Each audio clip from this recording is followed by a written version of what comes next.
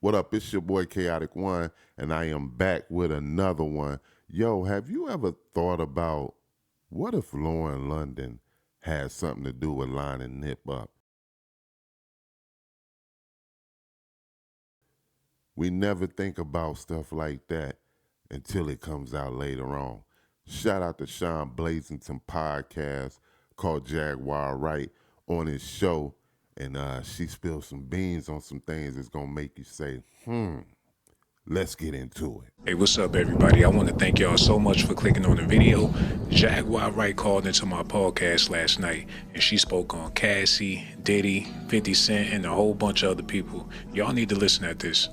It's just difficult for me because I think men have a really hard time understanding what the mindset of a girl like Cassie was at 19 or at 17 or at 16. I think people are very naive at how utter domination works. Mm-hmm. So let me explain it, coming from a girl who barely escaped that news myself. From the second that she started working at the Wilhelmina agency, she was meat market. Are people forgetting it was her and Lauren London? I just find it so funny how people are always omitting names and not really looking into the true facts. They were baby fat and Shawn John girls. They were models. Models that young, meat market, absolute meat market. She was developed as a recording artist by Ryan Leslie. Why does nobody ask him what it took for Diddy to get her away from him? Or did he just hand her over? I tell you one thing. Cassie hooking up with Diddy didn't just hurt her career. It hurt Ryan Leslie's too. Because other than that tiny desk you just seen him on and a few little, I mean, he's looking like a certified wedding band, guy. Shit. Diddy just destroyed his career. No, I hear what you're saying. You see what you're looking at? Yeah. These girls are trained to be complicit and to be compliant. They are trained. The more cooperative you are, the more down you are, the better jobs you get, the better agent you get. They pit these women against each other. Now, I want y'all to think about what's Lauren London's life like.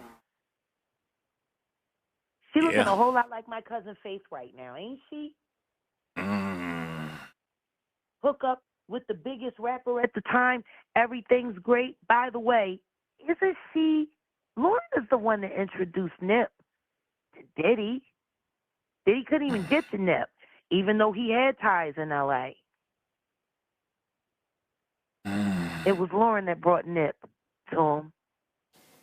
With all the dots to be connected, can anybody really make sense out of all of this, man? Because we only know what we know, by the dots that have been connected online. I wish I could tell you more. No, Lauren hasn't been through it. What she did was usher Nipsey Hussle through it. No different than my cousin Faith did to Christopher Wallace. Wow. These women are used as pawns to move people around, to line people up. So you saying, okay, well, let's take that for example. Ryan Leslie put Cassie on with Diddy. A honeypot.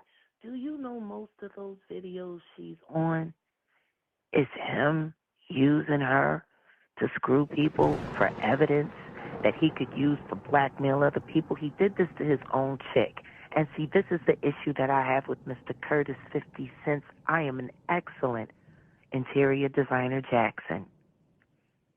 He has said it himself on several occasions that Diddy actually sent him videos of Cassie getting ran train on. He said that. He said Diddy sent it to him. And then he said he called Diddy and asked Diddy, hey, man, did you send me this? This is your girl. You sent me.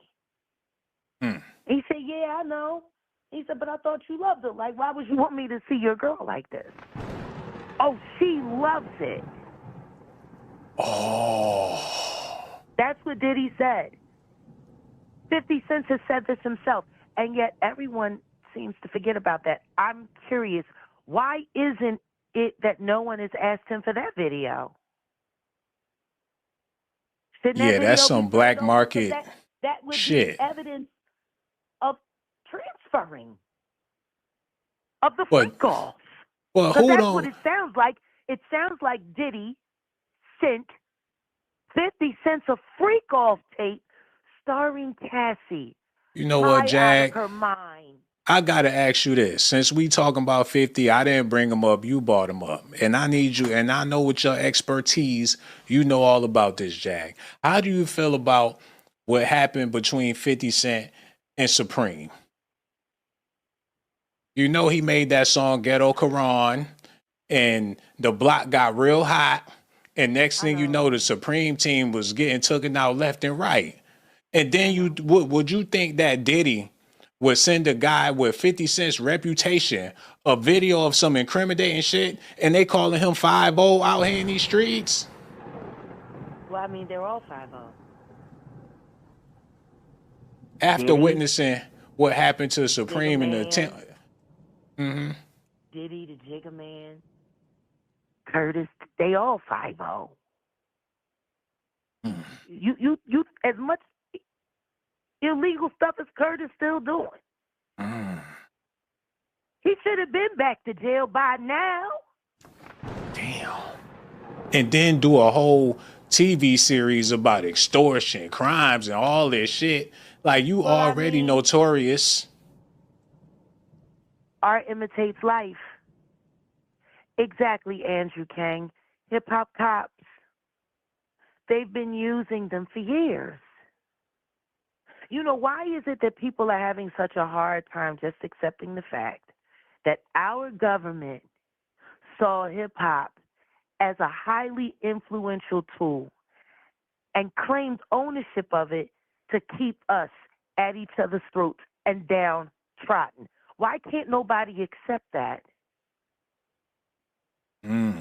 So they all, it's the entertainment business, the hip hop business is all federal. It's a federal business.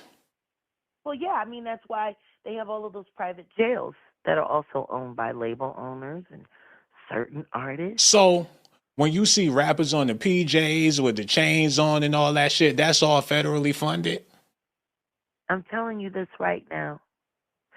Everything that is happening is done intentionally, and it's to keep us from really not looking at what's going on. While all of this stuff is happening, all kinds of stuff is being passed in Congress, and nobody's talking about it. There's a reason why the Dems went as hard as they did to win. Because after January, a lot of these people who are all friends of Diddy's, all of those people who were sitting there doing their performances and standing by Kamala, who blew through $1 billion in 90 days and is $20 million in debt. It's crazy. All of these people are connected to the diddler.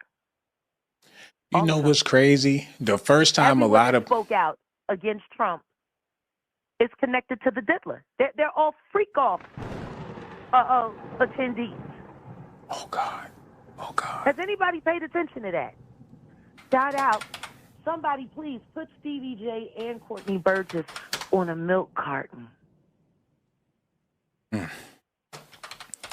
Jag, I always wanted to ask you this because I've been following you for a good little minute.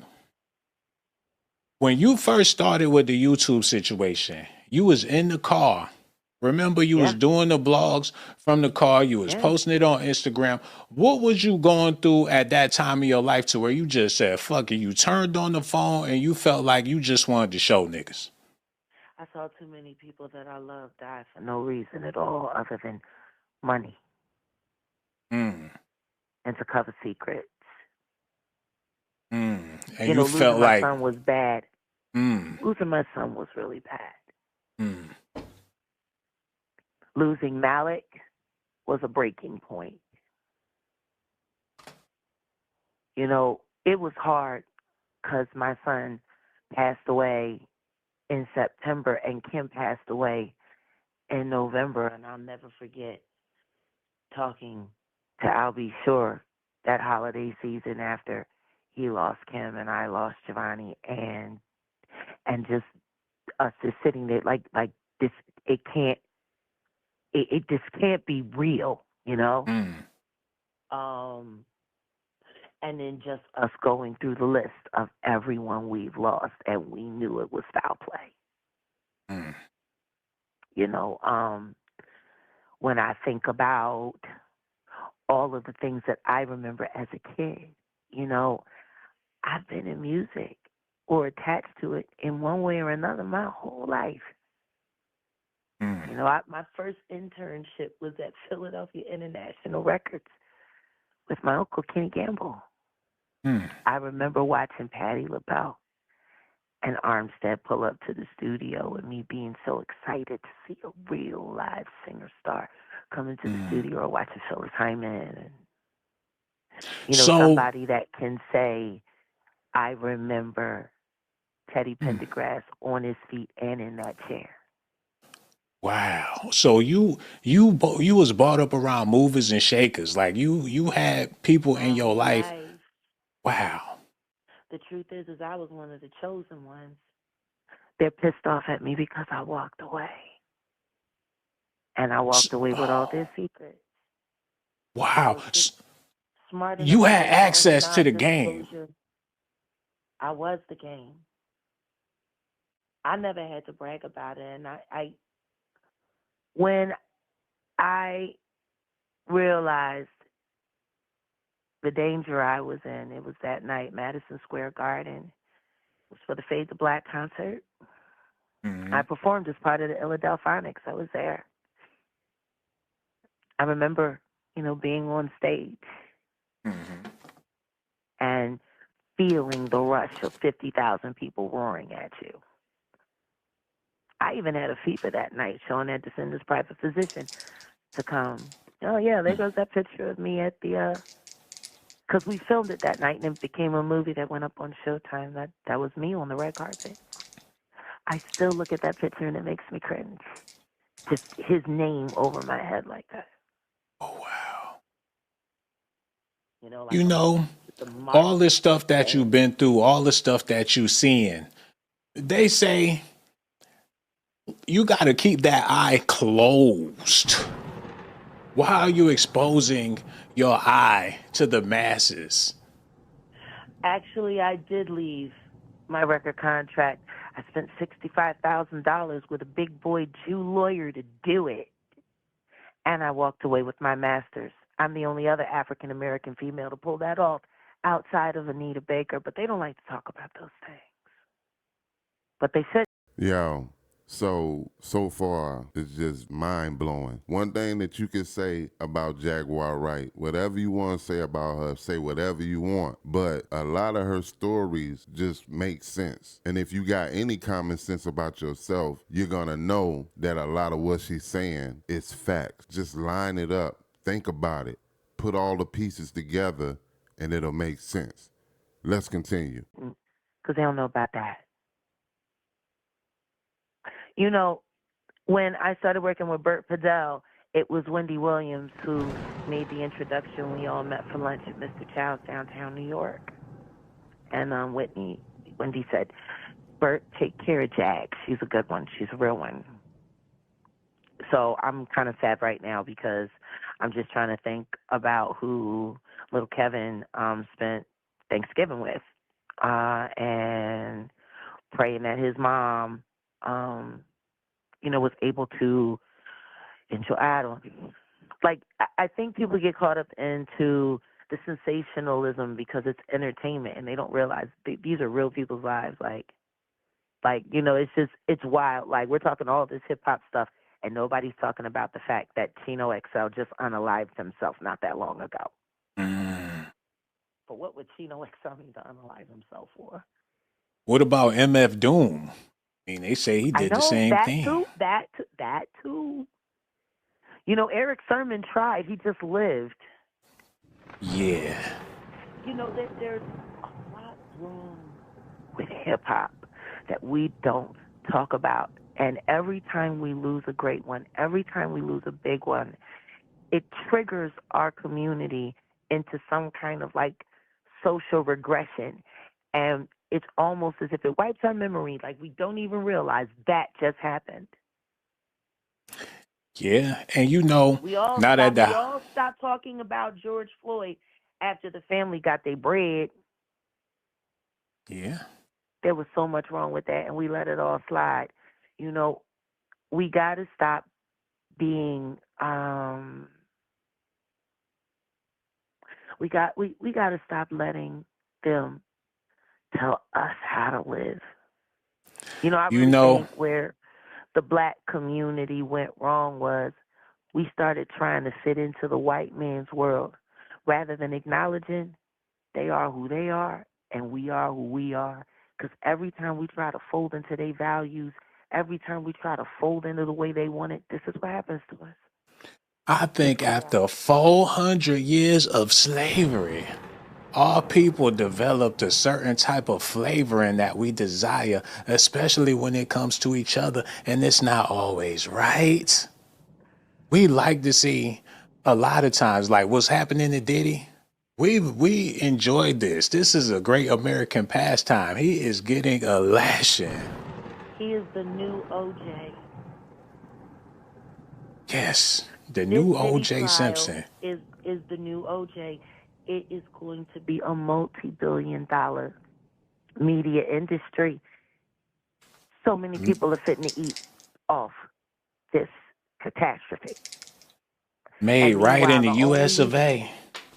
hey, listen to me, and America has never met a tragedy it does not like to profit on. God. Like, this is a tragedy. Like, the simple fact that people think it's okay to talk about women's body counts when it's been proven that they've been severely beaten and, you know, DUR, you know what I'm saying? Like, no. The second that we start getting into that world, yet we've crossed the line. You know, for all the people that want to talk about, oh, she's a slut and she loved it and she was gobbled down 80 men in one night and whoop-de-whoop-de-whoop. Meanwhile, I had no idea. There is a whole version of TikTok called Hotok where girls do hoe challenges on how many guys they can take down in a day, and then they document the abuse that is done to their body the next day. Like, that's Hotok. happening in real time right now. Hotok. Yeah, that's out there. So clearly, being a slut is very normal these days. So I don't understand why, when it comes to these cases, if sluttery is so normal, why are we talking about these women's body counts? Do you Because believe apparently Cassie everyone's enjoyed collecting them. herself?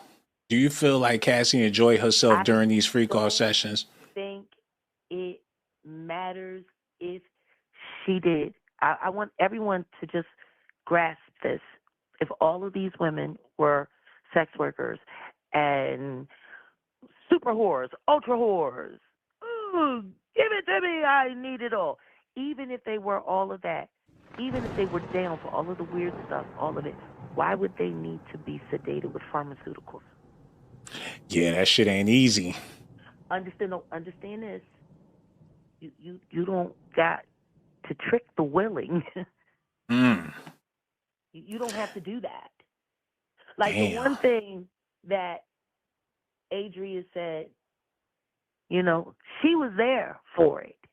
She was there for all of it, which is why she was pissed off that she was assaulted the way she was assaulted, because she was sedated with pharmaceuticals. She didn't want that.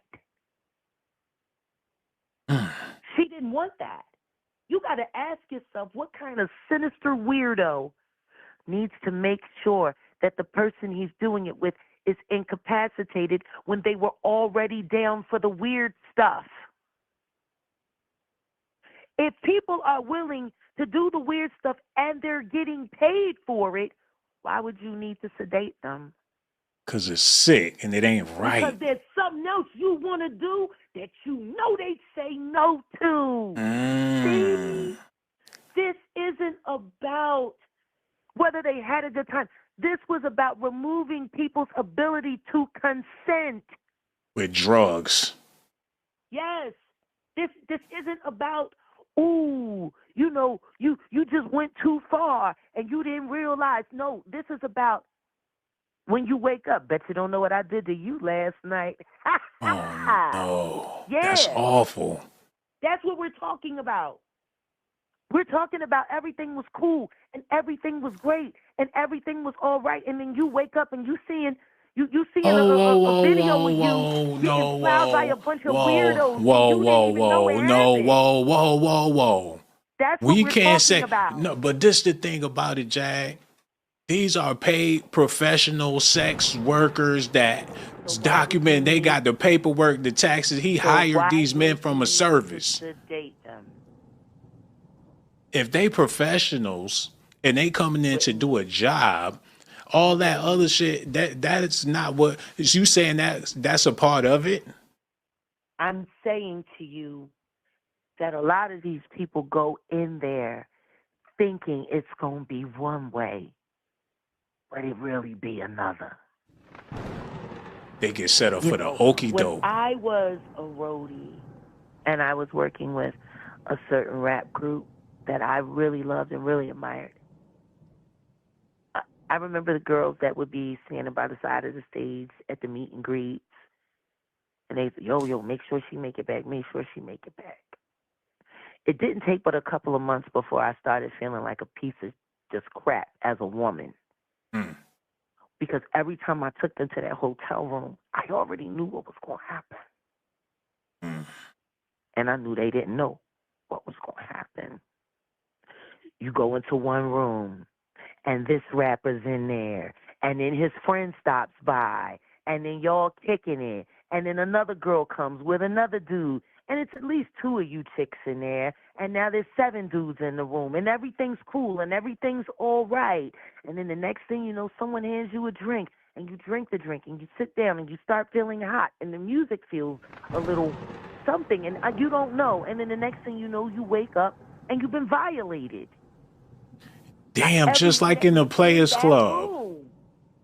By everyone that was in that room.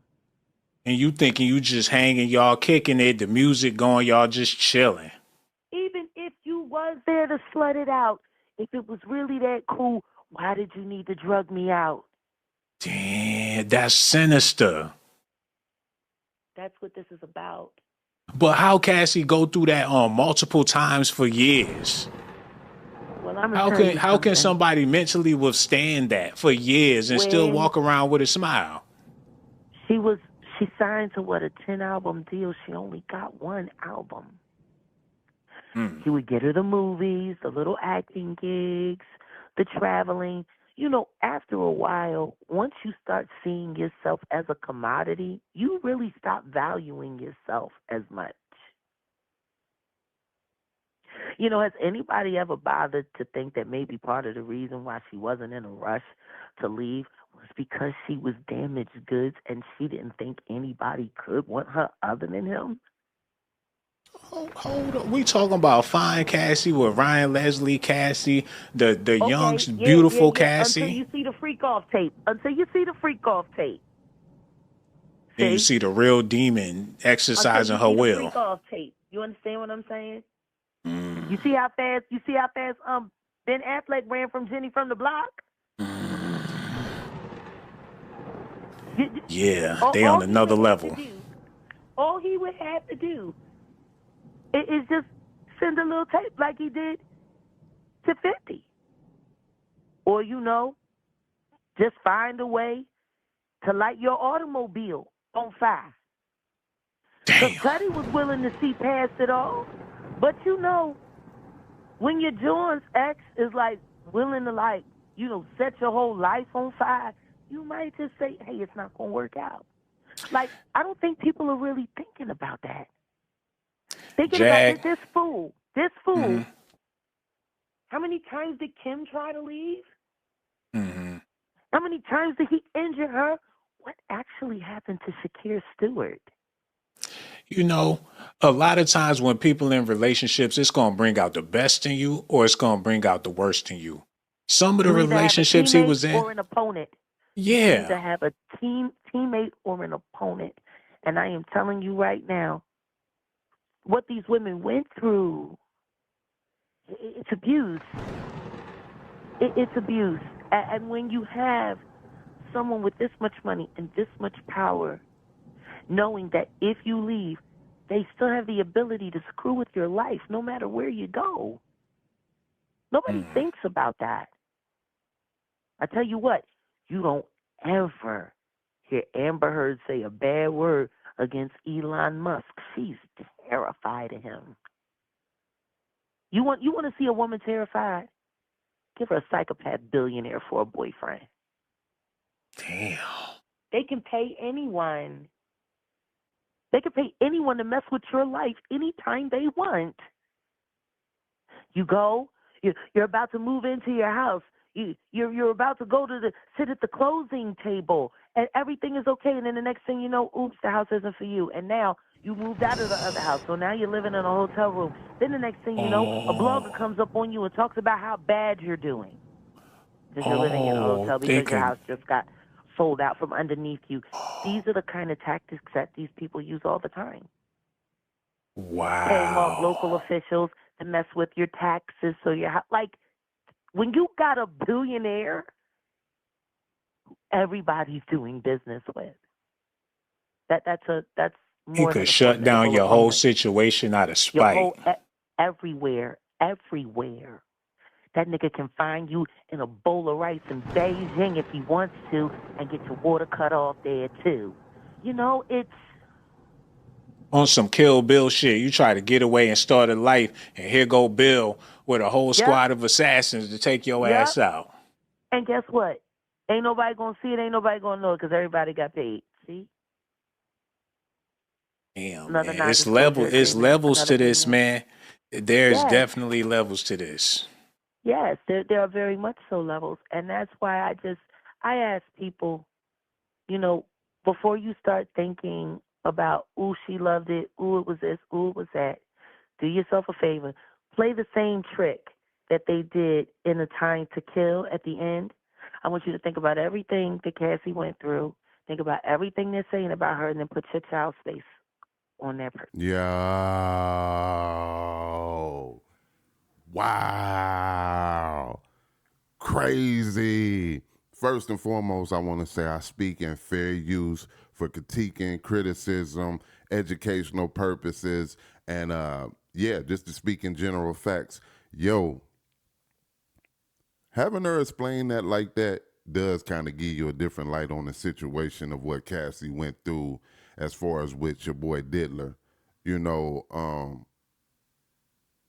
where do we draw the line of asking the question of, did she enjoy it? She was grown. She knew what she was doing. Like, I mean, and I'm not in no way siding with anybody's side. I think it's just a lot of victims involved in this situation. But, you know, we have to define that question and ask, you know, where do we draw that line? Because there's a difference between a victim and enjoying it. But also at the same time, there's a difference in being scared for your life because you know the person you're with, or just being able to move on. As you see, she said they got a lot of money that they could just bother your life at any time. And was she scared? Was she in a, was Cassie is just crazy. But not only that, look at it from the same standpoint of Diddy with Lauren London and Nipsey. Kind of the same scenario. And I never knew that Faith was Jaguar's cousin. But when you think about it, it was the same exact thing. It's almost like Faith lined Biggie up in a sense to be an allegiance to Diddy. And it seems like Lauren London might have did the same thing. I'm almost sure as freaky as he was, he probably already was clapping them cheeks on Lauren. And I'm talking about Diddy. and then she just lined it up. I don't know, man. Leave it in the comment section. Let's talk about it. What are your thoughts on this interview? And once again, shout out to Sean Blazington Podcast for the content, man. It's your boy Kaotic 1. This right here is the KMHP TV YouTube channel. Right here, the home of reactions, short documentaries, music videos, the good, the bad, the ugly of the music, film, and everyday life, entertainment, all that. You gonna see it and hear it right here on this channel. Until the next video, I'ma holla. Peace.